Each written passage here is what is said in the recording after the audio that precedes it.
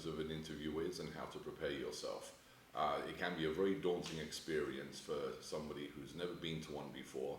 So I'm going to give you a few tips, a few pointers to help you succeed during this very crucial phase.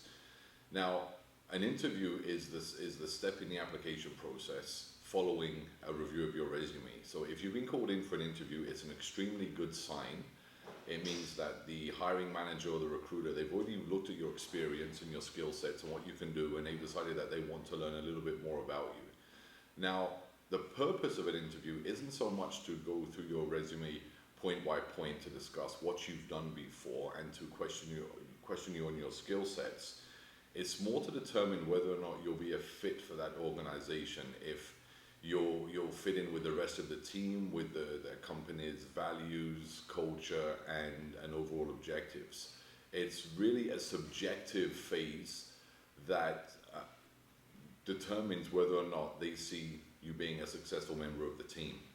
Now, I'm going to talk about a few things to do and not to do. If you look at the PDF, there's more discussion about the interview process, but I want to kind of get behind the scenes a little bit and give you a few between the lines thoughts and comments. So if you've never been for an interview before, you're just starting out on the job hunt, and you're new to the process, first thing, I can never ever state this more explicitly or how important it is to always be on time. In fact, to always be at least 10 minutes early. I've had people showing up an hour late, an hour early. It's just very uncomfortable, especially if somebody is an hour late or late for an interview, and a few candidates are there to meet with a hiring manager. You may be turned away. Always be 10 minutes early for an interview, 10, maximum 15 minutes early. Carry an extra copy of your resume, an extra 2 copies of your resume. They'll have one, but it shows that you're prepared. Now, what I suggest you do, people often ask, how should I dress for an interview? A couple of things you can do. If the company is local, maybe check it out the day before, or once you find out you have an interview scheduled, and look at what people are wearing. Now, if they're in jeans and t-shirts, that's great because they already work there and have a job. You don't have a job yet. So I always suggest you dress one level up from the standard of customary dress at that organization. So if they do wear jeans and a t-shirt, perhaps consider a pair of slacks and a polo shirt like this, or just a shirt, open collared shirt. I recently did an interview for a fellow who was applying to become a truck driver, and he showed up to meet me, an extremely dapper young man, showed up in a 3-piece suit. He looked great, but very overdressed for the job, and then he went to meet with the terminal manager, again dressed in a 3-piece suit. He did end up getting a job, but he was advised to maybe kind of adjust his dress code a little bit. So always dress one stage above, one step above what people customarily wear. If it's in a bank or very professional organization, then most definitely a shirt and tie and a suit. At the very, very least, a sports jacket and a tie. So be on time, consider very carefully what it is you'll be wearing at the interview. Now, at the interview, you'll be asked a number of questions. Specifically, one thing the hiring manager will ask you is why you left your last job. Now, we all leave jobs for different reasons. We may not like it, we feel that the job's not compatible with our lifestyle. In some cases, we leave a job because we have a conflict with a previous boss, employer, or supervisor. Under no circumstances should you ever tell a hiring manager you're interviewing with that you had a problem with a previous supervisor. I can guarantee you that the #1 pet peeve of all hiring managers and interviewers is for a candidate to tell them that they didn't like their previous employer. It shows a certain lack of judgment in your answer, but it also suggests that you may talk about them down the road in a similarly unflattering light. So under no circumstances should you ever talk badly about a previous employer. Have an answer ready why you left that company. Perhaps you went back to school, you were seeking a better opportunity, personal reasons, scheduling conflict. We all leave a job for a reason. We all know this. In many cases, people don't leave companies, people leave people. We understand this, but under no circumstances should you ever tell that to a hiring manager or give that as the reason why you left a previous job.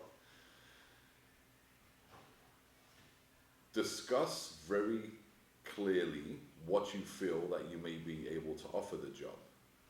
A hiring manager will want to know, between the points that you've outlined on your resume, what else can you do? What will make you a star candidate for this position? So think carefully about other skill sets, attributes, and what value added benefits there are to you as a candidate. So have those ready as well. You know, we often hear about having an elevator pitch. So create an elevator pitch as to why you're the perfect candidate. Do you have other skill sets that you can bring? Are there other experiences, you know, the result of which you can deploy to that organization? So have some ready-made answers. Try not to sound too rehearsed. You obviously want to sound a little bit off the cuff.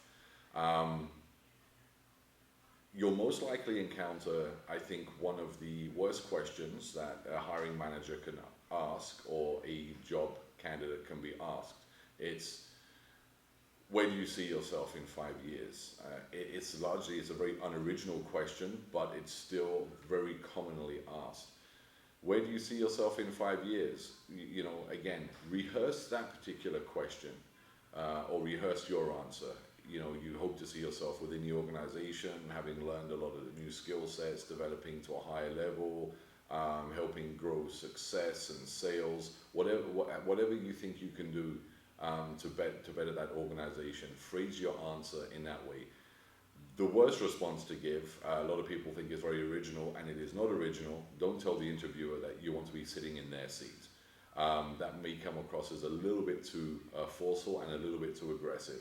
But think about what value you can bring to the organization, and say that in 5 years you hope to be delivering upon that and bringing that to the company.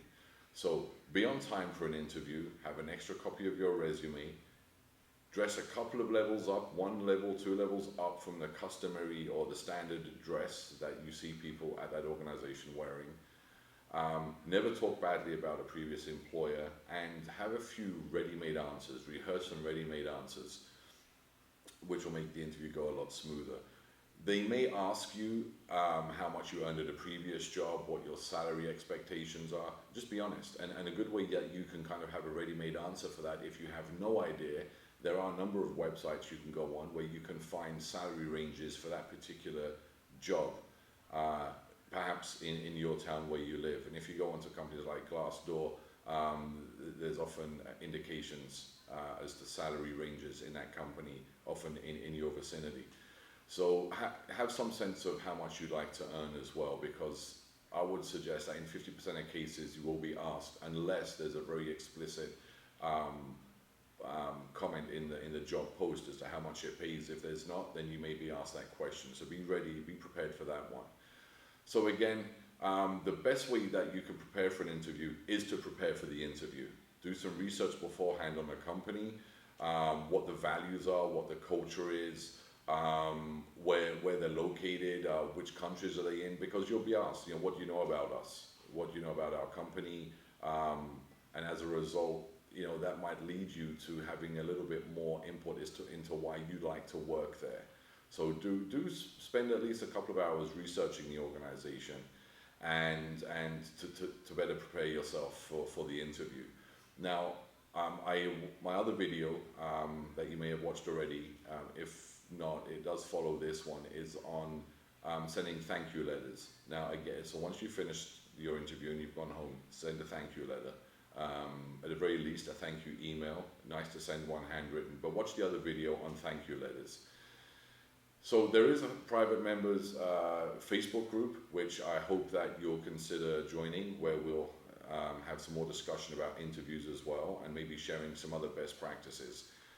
But just to highlight what we've discussed today, always be on time, dress well for the interview, have an extra copy of your resume and other certifications or papers that they may like to see. Have some ready-made answers as to why you'd like to work there, what your salary expectations are, and where you see yourself in a few years.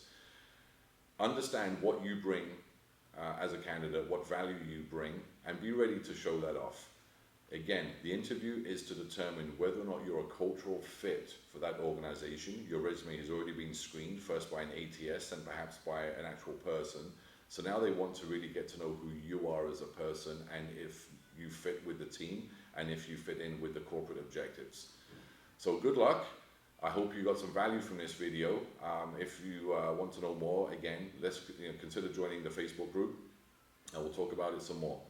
But until the next video, good luck with the job search.